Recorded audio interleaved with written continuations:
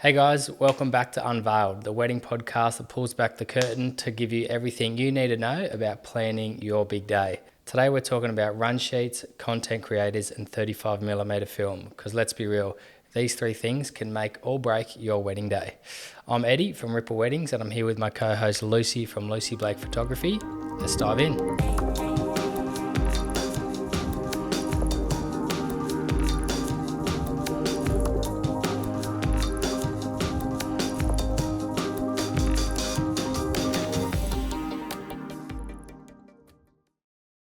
Welcome back. Hello. How are we going? Good. I almost fell over today when you said that our last episode was in May. Sorry about that. That's all right. It's been a bit going on. Yeah, what has been going on? Lots, weddings, babies. Yeah, we had the baby. Got two now. Yeah. God, life just got way more hectic, didn't it? Why don't you have time for a podcast? 6 months. I think we were hopeful, but yeah. Anyway, we're here now, 2025. I feel like we've probably got more advice to give now more than ever. Yeah. So how are we approaching this first episode, Ed? We kind of spoke about... Yeah. It's like, that's your job. No, we thought today would be a good opportunity to just say hi, we're back, but also just gear you guys up with a few sort of questions that we're both finding we're being asked by majority of our couples, whether it be when we're having meetings, before they book, like yada yada.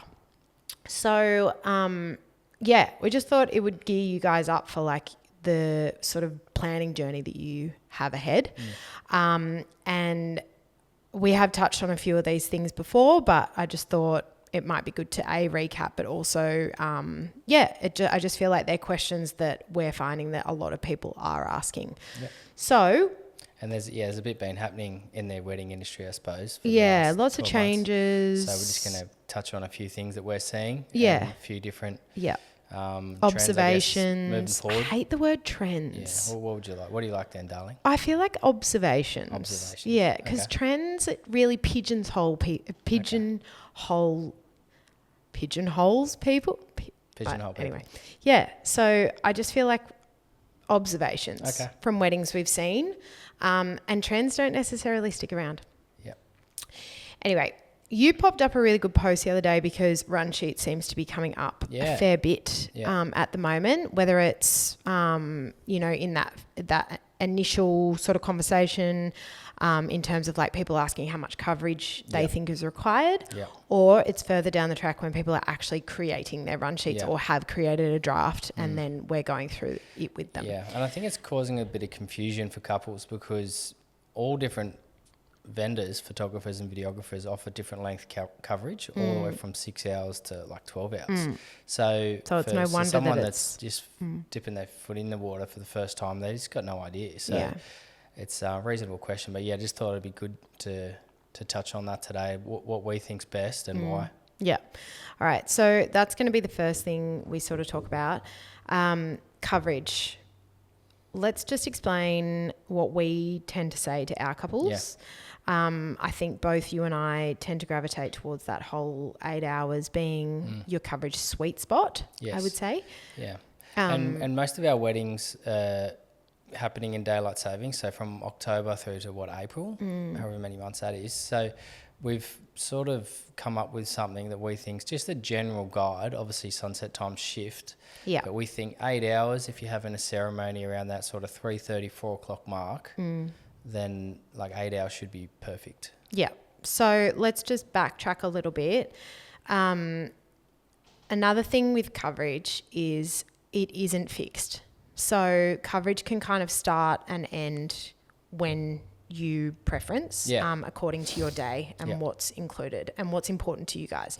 And that was another thing I really wanted to touch on, was because I'm finding a lot of my couples personally are not wanting as much coverage at the start of the day, and they're wanting more of it at the back end when it's, the whole wedding party, it's the fun stuff.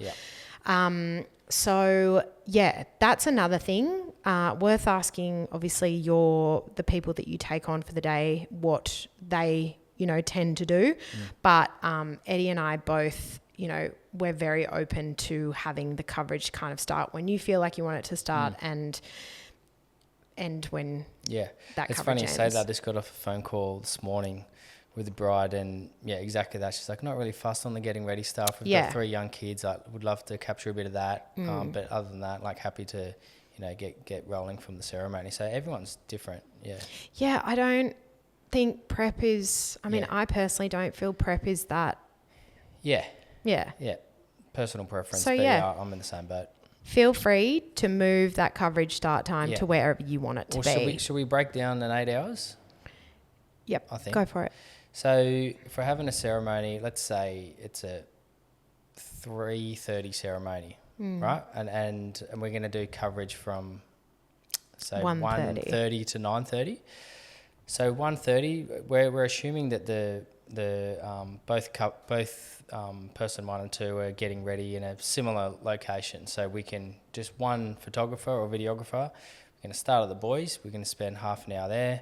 We're going to spend maybe 5 or 10 minutes travelling to the next place, and we'll spend up to an hour there potentially. And then we like to get to the ceremony about half an hour before it starts to capture a few of the guests arriving. It's good to shoot the setup of the ceremony before guests dump bags, and it all, we get there when it's looking pretty, and then we just essentially get ready for the ceremony to start. And then after the ceremony, we're getting to 4 o'clock now. All the guests will naturally congratulate the couple. We'll let that happen for 10 minutes, and then that's a good time while everyone's together to round up family and do the family photos.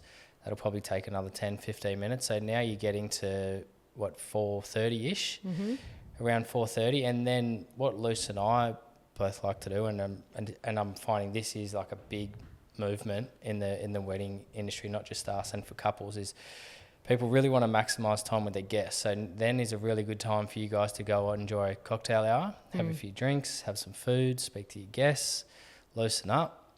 And then really, before you going into that reception, whether that reception's at sort of 6:30, we only need half an hour with the bridal party.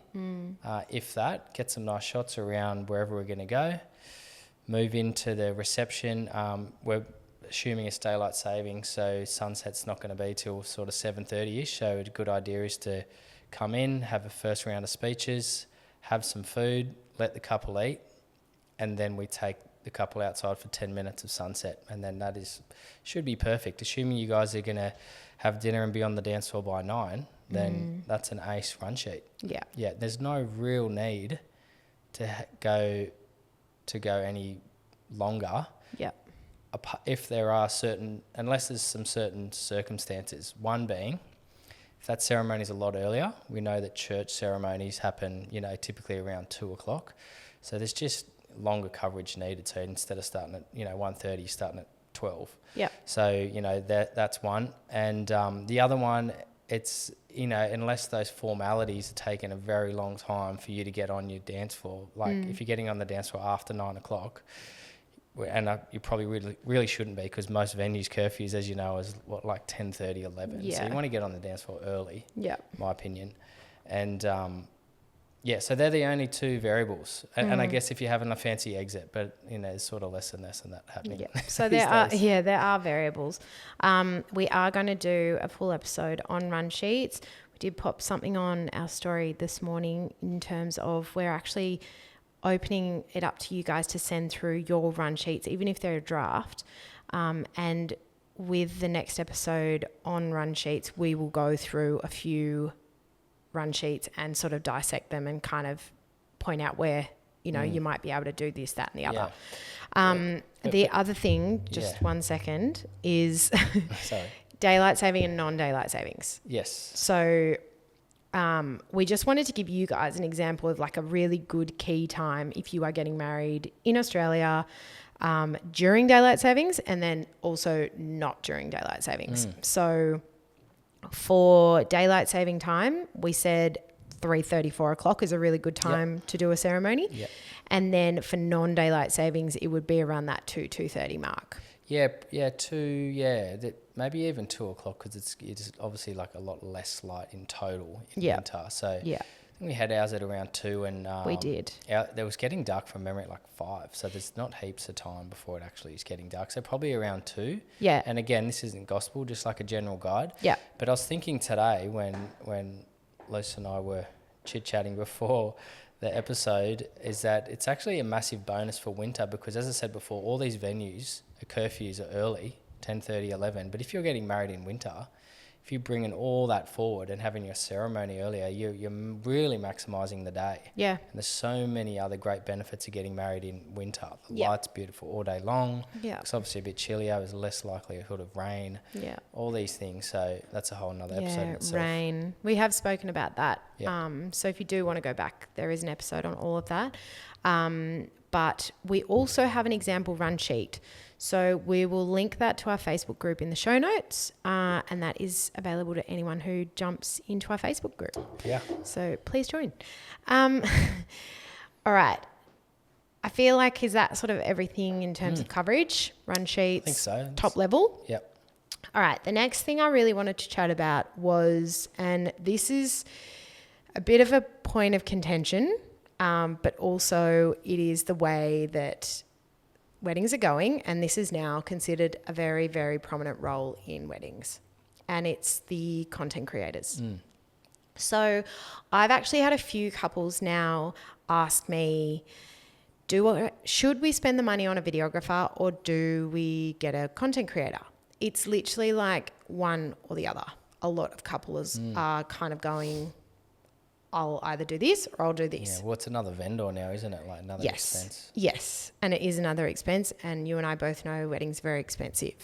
So look, the way that I've broken it down, because I've worked with some really, really great content creators, all of them kind of offer different things, but also I think there is such a massive place for videographers, and it's often very, very overlooked, and I guess it's miscommunicated. Like, I feel like some couples are just not understanding. Exactly. what's So delivered. this is where I feel like we can really help, because I don't believe it should be, should we get a content creator or should we get a videographer?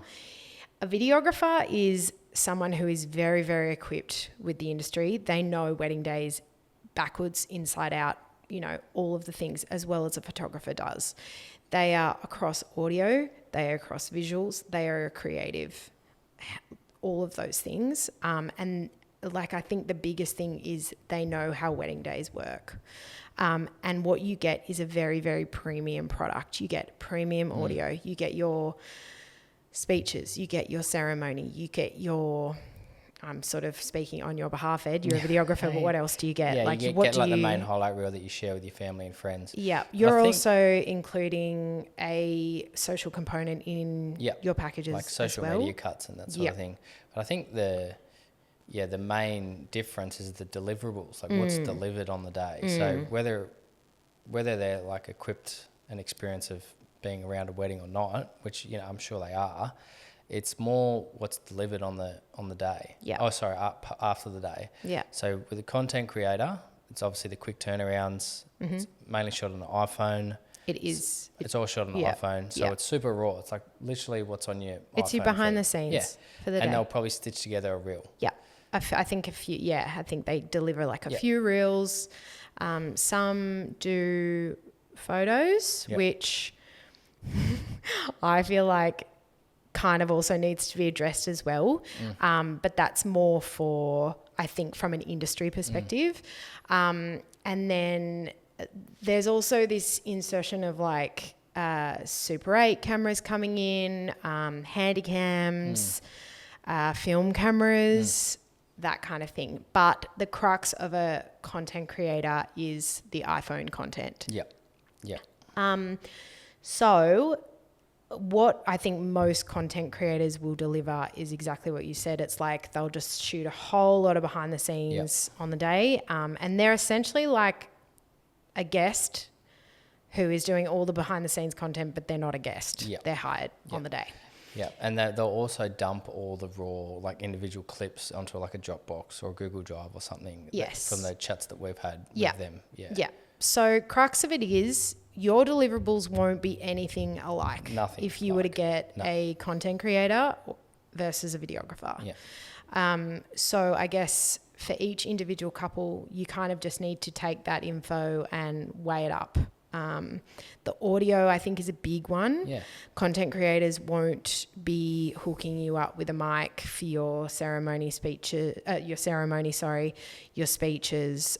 All of those really valuable, like moments. Yeah. Videographer's a lot more storytelling. Yeah. Rather than just, a series of clips. And we're not diminishing content creators because, No, again, not at I've all. worked with some really beautiful content creators, and I understand the role. Like it's something that I really do understand. It kind of also takes the pressure off guests having to, get their iPhones out, which I really like, because that's kind of leaning into that whole unplugged ceremony and getting people to be really present on the day. And so all of that I really love, but I just kind of wanted to flag that I don't feel like it should be replacing a videographer full stop. Yeah, I guess the purpose of this is just to be transparent with the difference between, because we're getting questions like, yes, oh, aren't they kind of the same? And yeah, like, or should I get this or should I get that? Yeah, cool.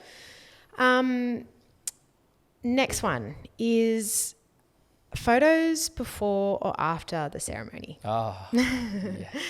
So I feel like, look, and this is stemming from something that we always really encourage of couples actually being present and a part of their wedding day, not being taken away from photos and videos left, right, and center.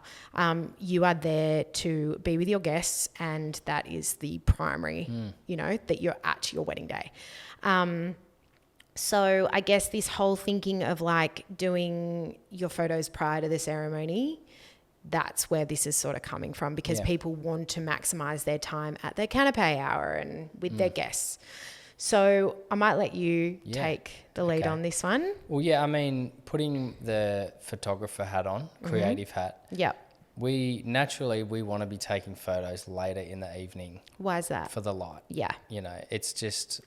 It's night and day of like what your photos are going to look like. Very different. From the middle of the day to late afternoon, like beautiful light. Unless you've got an overcast day. Yeah. That's the only time, but you can't preempt that. And venue pending. But also, I just find that, and you might be the same, that couples just naturally relax after a ceremony. There's so much anticipation. Yes, before that is a ceremony. such a good point. Really, it's a lot more difficult to get natural moments out of someone when all they're thinking about is getting down the aisle. Yeah.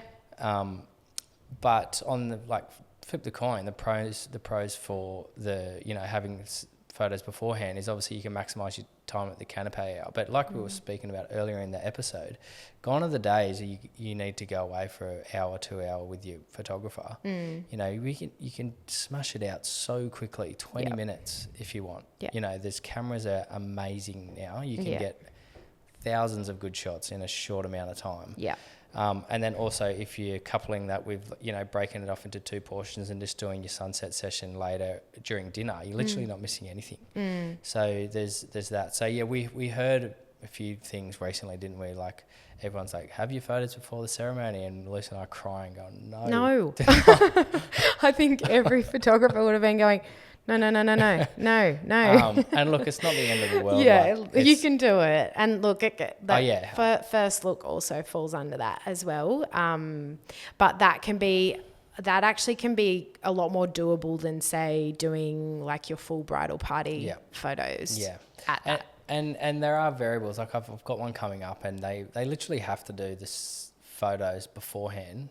Because it's going to be dark. They've got young family. Ceremony's really late, like 5:30. And then you're pressing like 5:30 once that's wrapped at 6. And then it's like, we're losing light quickly. Is gone. So there's different things that swing that. But for the most part, if you can, slot them in later. After. Yeah. Perfect. And finally, I wanted to just chat through adding film photography to your photo package. Yeah. So this is your wheelhouse. Someone said to me yesterday on a wedding, pretty sure Lucy started taking film photos and then all of a sudden it's a trend. And I was like, Oh I my wouldn't go as far as goodness. saying that, but I think there's a bit of truth in that. Do you not remember Yeah, I do. when I first started, Yeah. it was all I wanted to shoot weddings on. Yeah. So, and I know the person that's going to be laughing at that comment is probably Alex Marks, because he is, one of the photographers that has been around for a million years. I mean that in the nicest possible way, Al. But I know that he's shot a lot of film, a lot of weddings on film.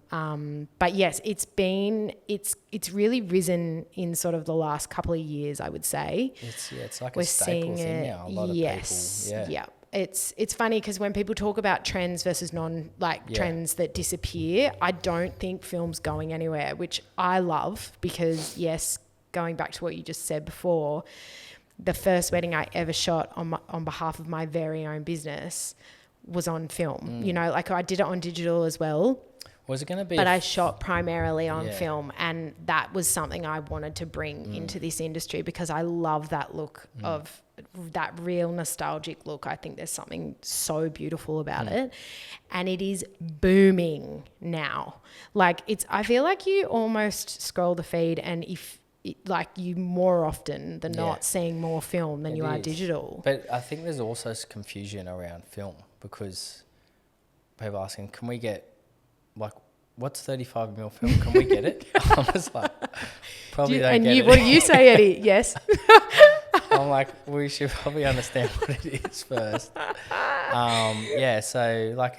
It definitely creates a certain look, nostalgia. Yeah. Super nice. Yeah. But it's not for everyone. So No, you don't it's have to not get for it. everyone. Yeah. And look, I think this is why I wanted to talk about it, because that you have couples that are sort of saying, should we be getting it?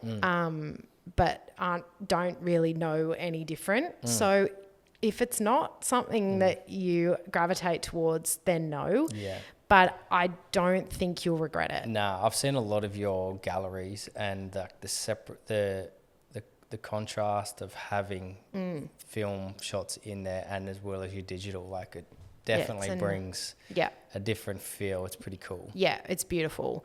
And another thing that I love about the film shot is that it just feels so untouched. It's just something that happened right there and then, and it just takes you back to, even when our parents were getting married, all of their weddings were shot on film and medium format. I wonder what the medium's going to be in 40 years when we're old, and then everyone's going to be like, let's get it all shot on a mirrorless digital camera. While they're shooting on whatever they are in those, and that generation in the future. So yeah. So they were just a few things that I feel like we're getting a lot of questions around at the moment. And I'm sure there's going to be many, many more as the season progresses. How many weddings are you shooting this year, Eddie? A lot. Yeah. How many? Do you know? Not off the top of my head, but it's been, wedding season is in full swing. It's been in full flight, but it's worth touching on to close out the episode that there was, I think it's just gone back to where it was prior to COVID. I feel like there was a huge boom post-COVID, everyone trying to get in all their weddings. Yeah. And then I kind of feel like it's, although we're still, the calendar's full and we're shooting lots of weddings, it doesn't seem like it's as hectic as what it was a couple of years ago. What do you think? I just think people are, the wedding landscape just looks so different now. I feel like people are really being conservative as to where they put their money. They're kind of sitting in that engagement bubble, which I think is really nice, because I feel like there was a bit of a time there where people would get engaged and it was, you're just so quick to get married, and it's like, slow down, enjoy the engagement bubble, because once that's over, you're married, and life is great. But I do know what you mean. There was a real sort of almost like a bit of a panic craziness, and it really feels like it's starting to level out again. Yeah. But we are super excited to be back. No promises, Lucy. Don't promise anything. I wasn't going to, Eddie. I was just going to say we're very excited to be back. Yeah. Thank you all for being so supportive even throughout that sort of quiet time for us. I really had to, listen to my mother energy and lean into just being a mum to two babies. Yeah. And the best thing about this nurture podcast that. is none of the content dates. No, so it's all you new. can literally go To every- back to episode 1. Yeah. And listen again. And it's nice. I've been chatting with a few upcoming brides, and they're like, "Oh, I've been listening to your podcast," and it was, we were talking about so and so, and I was like, "Wow." Yeah. It's nice. cool that it's still relevant. Yeah, we hope so. I hope that we're not aging. We're definitely aging. We're aging, but All right. Anyway, on that, good chat, and we look forward to being back in your ears Soon. soon. Yeah. To be seen. All right. Bye. Ciao.